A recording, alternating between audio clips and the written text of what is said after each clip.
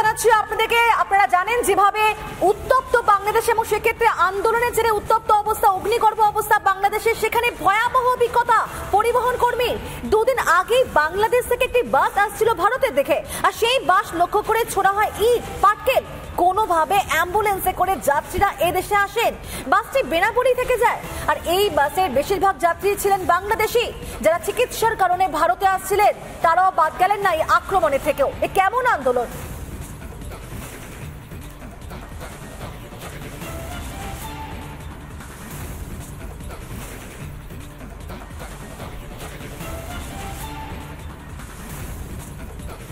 আজকেরই একটা বাস এসে পৌঁছেছে যে বাসের কাঁচটা ভাঙা ছিল, এবং আমরা জানতে পাচ্ছি শ্যামলী পরিবহন অর্থাৎ যে বাসটি সবচেয়ে বেশি ব্যবহার করা হয় ভারত থেকে বাংলাদেশ কিংবা বাংলাদেশ থেকে যাত্রীদের ভারতে নিয়ে আসার জন্য, সেই পরিবহনের বাস আজকে সকালে দেখা যায় একটা বাস ভাঙা অবস্থায় এসেছে।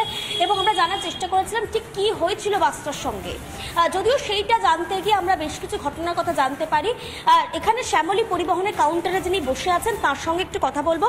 দাদা, আজকে সকালে দেখলাম একটা ভাঙা বাস আসে, কাঁচের সামনেটা অংশটা পুরোপুরি ভাঙা ছিল, সেটা দুর্ঘটনার শিকার হয়েছেন বলছেন, কি হয়েছে?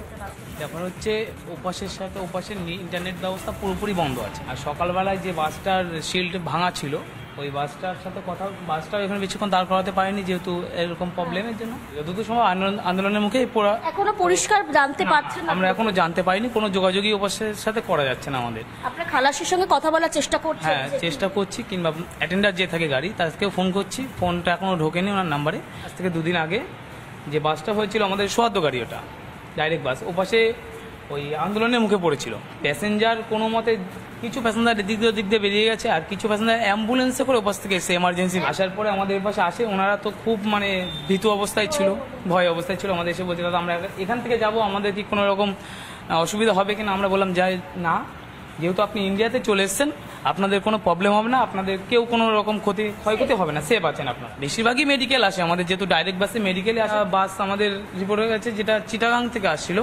আমাদের বাংলাদেশি বাস, ওটা এই পাশে আসে না, ওটা বেনাপোল অব্দি আসে।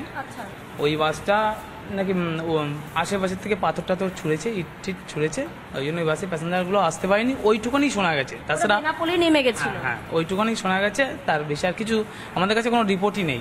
স্বাভাবিকভাবে তো আমরা খুবই আতঙ্কিত, কারণ কোন প্যাসেঞ্জার কেমনভাবে এসে আমাদের কাছে এসে পৌঁছায় বলা যায় না। কারণ একটা প্যাসেঞ্জারের যদি এমার্জেন্সি তার আসতেই হবে, আজকে মেডিকেলে অ্যাপয়েন্টমেন্ট আছে, কিন্তু সেই অবস্থায় যদি রাস্তাঘাটে উনি ইট পাথর টাথর খায়, মাথা টাথা ফেটে দেখা গেলো আমাদের কাছে আসলো, তখন তো ওই প্যাসেঞ্জারের দায়িত্ব আমাদের। আর আমাদের সৌহার্দ্য গাড়িতে যে আজকে কালকে যারা বেশিরভাগ এসছে ইন্ডিয়ান স্টুডেন্ট এসছে বেশিরভাগ, বাংলাদেশি প্যাসেঞ্জার আমরা এখনো পাই। একটা ভয়াবহ অভিজ্ঞতা তিনি শেয়ার করছিলেন যে সৌহার্দ্যর একটি বাস আসছিল, সেই সময় আন্দোলনের মাঝে সেই বাসটি পড়ে যায় এবং ঢিল পাটকেল ছুটতে শুরু করে, এবং অ্যাম্বুলেন্সে করে যারা যাত্রীরা ছিলেন ওই বাসের তারা কোনো রকমে ভারতে আসেন।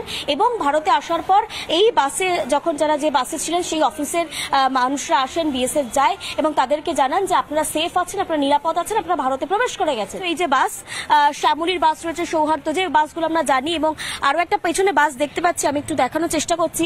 বাংলাদেশ এবং ভারতের ওই পারে যাওয়ার, এই পার থেকে যে গাড়িগুলো পারমিশন পেয়ে থাকে তার মধ্যে বেশ কয়েকটা গাড়ি পরপর দাঁড়িয়ে রয়েছে, একদম দাঁড়ানো অবস্থায় রয়েছে, বহু গাড়ি যাতায়াত করছে না, যে বহু বাসের ওপর ঢিল পাটকেল ছোড়া হয়েছে। সৌহার্দ্যের কিছু বাসের এরকম হয়েছে, তার ফলে বহু বাস, আমি একটু মোহিতকে দেখাবো, পরপর বহু বাস কিন্তু এখনো পর্যন্ত দাঁড়িয়ে রয়েছে।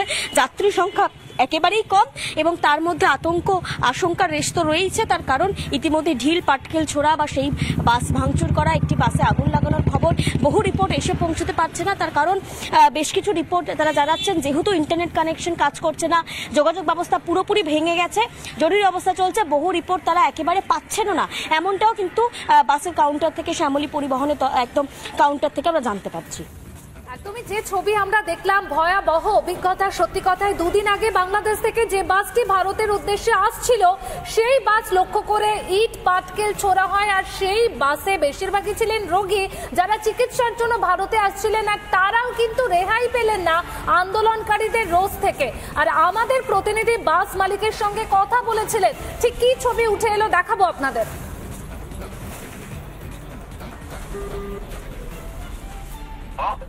হ্যালো, হ্যাঁ আমি সৈকত বলছিলাম রিপাবলিক বাংলা নিউজ চ্যানেল থেকে। আচ্ছা আচ্ছা, হ্যাঁ হ্যাঁ, বলুন, বলুন। বলছিলাম এই এনআর শ্যামলীর বাস ভাঙচুর করা হয়েছে। এনআর শ্যামলের বাস ভাঙচুর করে দিয়ে আপনার ওদের ওই এটা হচ্ছিল 18 তারিখে, সে আপনার বাংলাদেশের ভিতরে 18 তারিখে ড্যামরায় ঢাকায় হয়েছে। আচ্ছা, তো কটা বাস ভাঙচুর হয়েছে? দুটো বাস, দুটো, একটা আগরতলা থেকে আসছিল, একটা চিটাগং থেকে আসছে। আগরতলা থেকে চিটাগং এর দিকে আসছিল? না, আগরতলা থেকে ঢাকা ঢুকছিল, আর চিটাগং থেকে কলকাতার উদ্দেশ্যে আসছিল। আচ্ছা, তো চিটাগং থেকে কলকাতার দিকে যে বাসটা আসছিল সেই বাসটা কোন জায়গায় ভাঙচুর করা হয়েছে এক্স্যাক্টলি? ড্যামরায়, ঢাকা ড্যামরায়। হ্যাঁ, আর একবার একটু বলুন। ঢাকা ড্যামরায়। ঢাকাতে, ঢাকার সারাউন্ডিং। ঢাকা ডেমরা বলে ওটাকে, ডেমরা। আচ্ছা, ঢাকা ডেমরা। আচ্ছা, তো সেই বাসের তাহলে যাত্রীদের কি অবস্থা যেটা কলকাতায় আসছিল? যাত্রীরা নেমে গেছে, কাজগুলো ভেঙে দিয়েছে। আচ্ছা, গাড়ির কাজগুলো, যত কাজ ছিল গাড়ি সব কাজ করে ভেঙে দিয়েছিল। আচ্ছা, সেই আগুন লাগিয়ে দিতে আগুন লাগায়নি, কাজগুলো ভেঙে দিয়েছে, প্যাসেঞ্জার নামিয়ে দিয়েছে। আচ্ছা, আগুনও লাগিয়ে দিয়েছিল? না, আগুন লাগাতে চেয়েছিল আর ভিড়ের মধ্যে 11 মতো হয় না, হ্যাঁ, তা আগুনটা লাগায়নি, আপনার ভেঙে দিয়েছে। পরে প্যাসেঞ্জার আমরা শিফট করে অন্য গাড়িতে করে পরে আনিয়ে দিয়েছে। আচ্ছা, তো সেই যাত্রীরা কি ভারতে ফিরতে পেরেছেন না ঢাকাতেই আছেন? না না, এসেছিল কিছু যাত্রী, ঢাকায় এসেছিল, কিছু যাত্রী আবার রিটার্ন চলে গেছিল চিটা। আচ্ছা, মানে এই মুহূর্তে তারা ভারতে আছে, যারা ভারতে এসেছিল? না না না না, সব বেরিয়ে গেছে। আচ্ছা, মানে তারা কিভাবে আবার গেলেন, মানে ডিটেলটা একটু বলুন না। বলতে ধরুন ওটা তো 18 তারিখে ঘটনা, তারপরে আপনার কিছু প্যাসেঞ্জার তখনই রিটার্ন চলে যায়, কিছু প্যাসেঞ্জার কলকাতায় আমরা আবার অন্য গাড়ি চেঞ্জ করে আবার নিয়ে আসি। তারা কলকাতা থেকে কাজবাজ চেঞ্জ করে আবার বেরিয়ে গেছে। অনেকে রিটার্ন টিকিট কাটা ছিল, শনিবার পর্যন্ত রিটার্ন টিকিট কাটা ছিল, হ্যাঁ, তারা আপনার আজকে সকাল পর্যন্ত সব লাস্ট চলে আসে।